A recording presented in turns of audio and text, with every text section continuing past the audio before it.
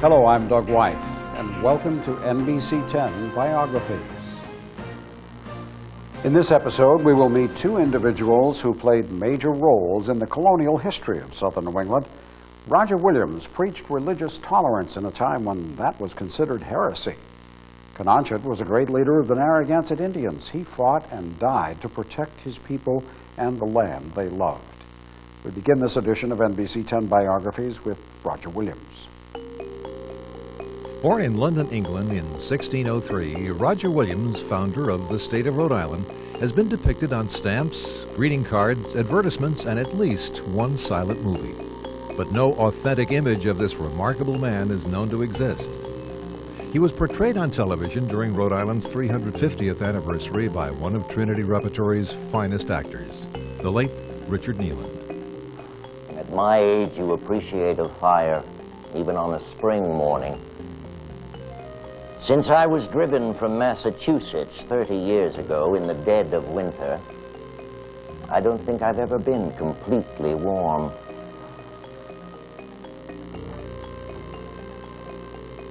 You won't know my face. No one has ever painted my portrait. Not when I founded this colony, nor served as its president, nor won its charter from the king. They didn't care then, they will hardly care now, when this is my only power. I am Roger Williams. The name might be familiar to you. Williams arrived in America in 1631. He began preaching in Salem, Massachusetts, and almost immediately got himself into trouble with the Puritan leaders of the colony. He believed that the civic authorities couldn't and did not have a right to force the first four of the Ten Commandments on anyone living in the Massachusetts Bay colony. He wouldn't have a problem with forcing thou shalt not commit adultery or thou shalt not steal, but when it came to, for example, forcing someone to observe the Sabbath or to say you need to belong to the Boston Church if you want to vote in the colony or make a living in the colony, he would say no, you shouldn't do that. Roger Williams' insistence on the separation of church and state so angered the authorities in the Massachusetts Bay Colony that he was banished.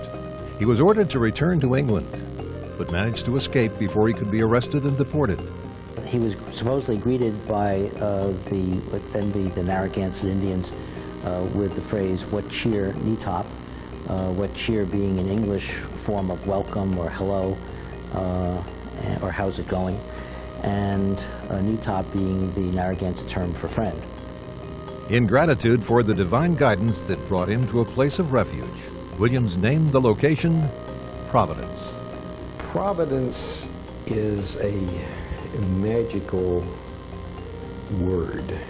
If you have been in a situation in which you are exiled and all of a sudden you are found, I just think that's what Roger Williams felt when he came here, that sense that somehow God led him here. Unlike other colonists, Roger Williams felt that it was immoral to seize land from the Indians. It was a belief that once again placed him at odds with the Puritan settlers. In his time in England, people were being burned at the stake, people were being thrown into prison, people were being not just killed, but killed in a very public, mutilating way to serve as a horrible example for anybody who dared to go against the precepts of the church. Williams established a colony where freedom of thought and belief were held sacred. Rhode Island gained a reputation beyond its boundaries, an infamous reputation in the eyes of some critics. One of the most striking statements he made was that forced religion stinks in the nostrils of God. He felt that any kind of a forced religion was no religion at all. Roger Williams wrote, "The bloody tenet of persecution for cause of conscience." Once again, he managed to enrage the civil authorities. I have rarely made people laugh, but I have made them dance in anger and frustration.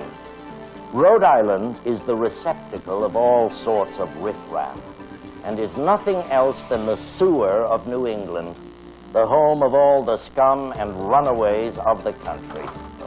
Such twaddle. They will not understand that anyone can entertain the pernicious idea that a man should be free to think and believe as he pleases. Someday that notion will be taken for granted. But until then, it drives our critics into a fury. But I have my own fury, and I have had a long life to hone it to a fine edge. All these years of persecution and mockery have made me hate not the persecutors, but the idea of oppression itself. Defining the constitutional requirements for the separation of church and state has never been an easy task. Controversies over school prayer, the role of the clergy in politics, and the use of public property for religious displays have sparked heated debate. There's a lot of talk now about the idea of America being a, quote, Christian America because it was founded by the Puritans and so forth. And that's not the case at all. Williams would not hold to that at all, and I don't think Thomas Jefferson held to that at all. The separation is an absolute separation that says the civic life of the country is here and the religious life of the country is here. Those who have studied Roger Williams' life and his writings believe that he would have formed strong opinions about such contemporary issues. And few believe that he would have kept such opinions to himself. And if he could come back, he would scream saying, "What are you doing? No, no, no, no, no." He would have been one of those individuals who would have stood up and said, this is wrong. He really felt that people should not be compelled to participate in somebody else's idea of religion. Despite his radical views on the proper role of the church in a democratic society, Williams was a deeply religious man. He was a passionate seeker, and that's a word that describes him. He was a seeker, a passionate seeker. But he was not a fanatic. He came at his quest with the greatest of intellect. Historians believe that there is much about modern society that he might have found either frivolous or offensive. True art and music I enjoy, but I dread the day when life will be so easy that these colonies will be tempted by the diversions of dancing and theater. I prefer to entertain myself. For then I'm not surprised, either by performer or audience. Though a philosopher and preacher, Williams understood and respected the value of hard work. I spent my boyhood in London, the son of a merchant, in a world that smelled of coffee and cinnamon, and that most seductive of fragrances, salt water. From the docks I watched as ship after ship loosed her chains, set sail, and disappeared over the horizon, to a world I wanted to be a part of. And what did I become in this new world? A preacher, yes, but a trader and a farmer as well. Oh, I know what it is to study, to preach, to be applauded, but I also know what it is to tug at an oar, to dig with a spade, to work and travel day and night. I know how much words weigh, but I also know the value of those who labor all day with a hand on the wheel. Williams continued to extol his beliefs to all those who would listen until late in his life. No obstacle, large or small, could deter this man of strong convictions from arguing his point of view. Last month, I rowed across the bay to Newport to dispute with some Quakers. I was almost too tired to argue when I arrived. Almost too tired, I said.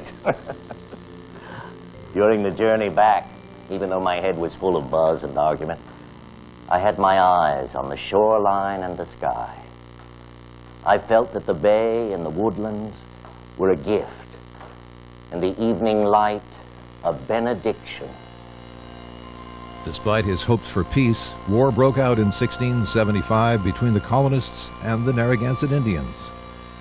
Williams served as a military officer in what became known as King Philip's War. His house, along with much of Providence, was burned in the conflict.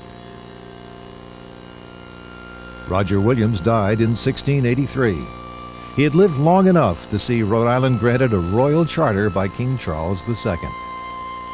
In 1936, as Rhode Island celebrated its 300th anniversary, Massachusetts officially revoked Roger Williams' management. 3 years later, a 10-ton, 14-foot statue of the state's founder was dedicated at Prospect Terrace on Providence's east side. From this vantage point, Roger Williams surveys the land that he hoped would provide a safe refuge for all those who cherish freedom of conscience.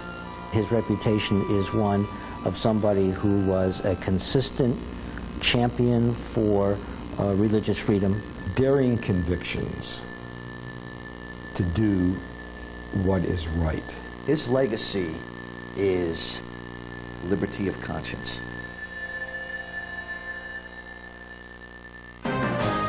Next on NBC 10 Biographies, the story of Canonicus.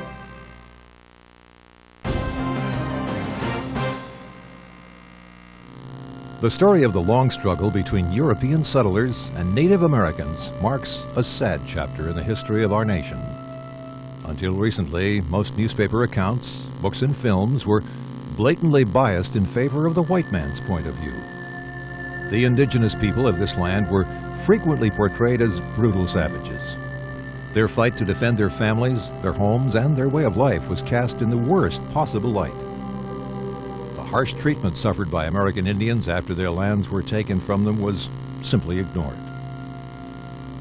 Waves of immigrants who swiftly occupied the captured territory claimed it was now theirs by divine right.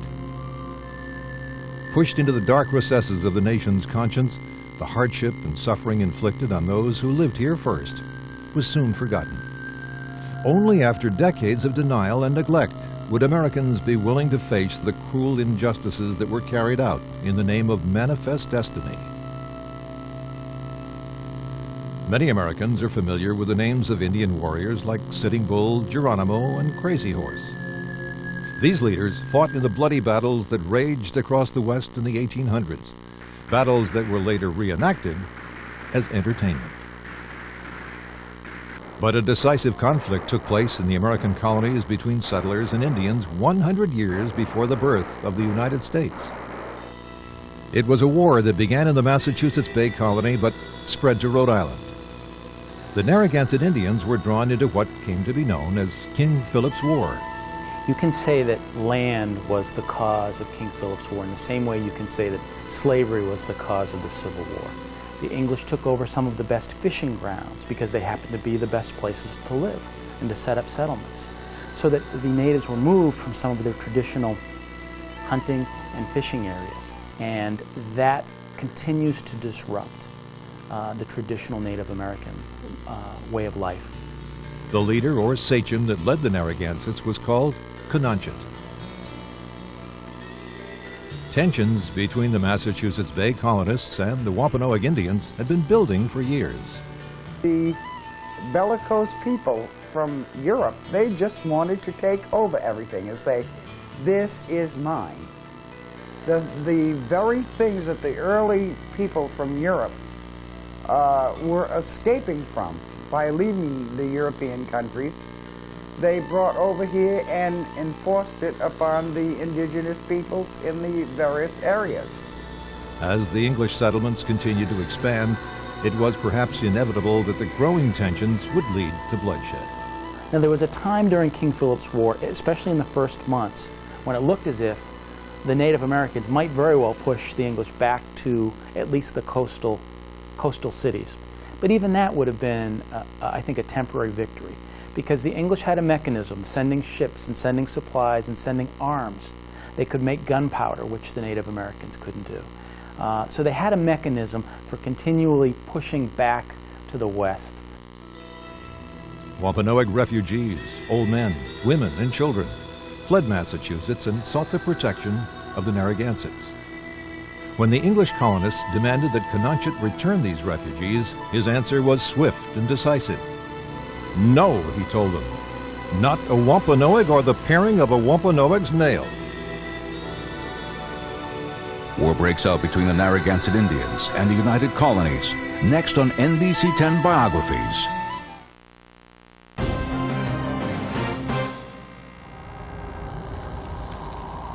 The army of the United Colonies entered Rhode Island seeking to destroy the Narragansetts. They were assisted by a Christianized member of the tribe named Peter, who led them to the winter camp of the Narragansetts, located deep in the heart of the Great Swamp. Narragansett today, when someone doesn't act right and becomes a traitor to the cause and runs their mouth and spills their guts, we say, there goes a descendant of Peter. A battle took place in December of 1675 that came to be known as the Great Swamp Fight. But whether it was a fight or a massacre is still the subject of heated debate. The English attack, and these were very brave guys, these soldiers. To cross at that point, many of them were killed in the beginnings, but the natives drive them out of the fort. They then, gird up their loins and they head back over that thing, and the second time through they take the fort. According to our oral history, the defenders were old people. Canonicus and the other fighting men were in the Wickford area and places north. And that is the reason why it was a massacre. The Narragansett today picture this as a massacre. My reading of it was that it was a much fairer fight. That because of Canonicus and the Narragansett and the Wampanoag and the Nipmuc who were in that fort, who fought bravely, it was a much fairer fight. The Great Swamp Battle, the Great Swamp Fight, an encampment that held old men, women, and children. I think that there were children and women and older men killed. But that wasn't unique in this war. It happened in Lancaster against the English. It happened in a number of different places. And one of the unfortunate parts of King Philip's War was that there was not a clear distinction between combatants and non-combatants. Following the destruction of the winter camp in the Great Swamp, Canonicus led his warriors on a guerrilla campaign of surprise attack and scorched earth throughout Rhode Island. Before the destruction of the settlement in Providence, Canonicus met with its most famous resident, Roger Williams. Canonicus says to Williams, essentially, we respect you, we don't want to hurt you, but we're going to destroy the city. There's nothing you can really do to stop it. And gives him the warning to get out of the way, which Williams does. And they go on to destroy most of Providence. In the spring of 1676, Canonicus was captured by English troops near Pawtucket. He was taken to Stonington, Connecticut, where he was told to either order an end to the hostilities or face execution. The young sachem chose death rather than betray his people. His final words to his captors have become legendary. "I like it well," he told them. "I will die before my heart grows soft, or I have said anything unworthy of myself." He appears to have lived his life bravely. He certainly died bravely, and in a way that impressed the English who watched it. Canonicus was executed. Men who called the Narragansett savages cut off his head and carried it to Hartford for public display. Every year, the Narragansett Indians gather in the Great Swamp to remember those who died there. The ceremony is there for the past, for the present, and for a future. And the ceremony is very important because if you go along with what the history book said, that was the beginning and the end of the Narragansett nation, the Narragansett people, which isn't true. The story of Canonicus, the sachem, who fought to save his people and the land they loved, has lived on through the centuries. NBC 10 Biographies will continue in a moment.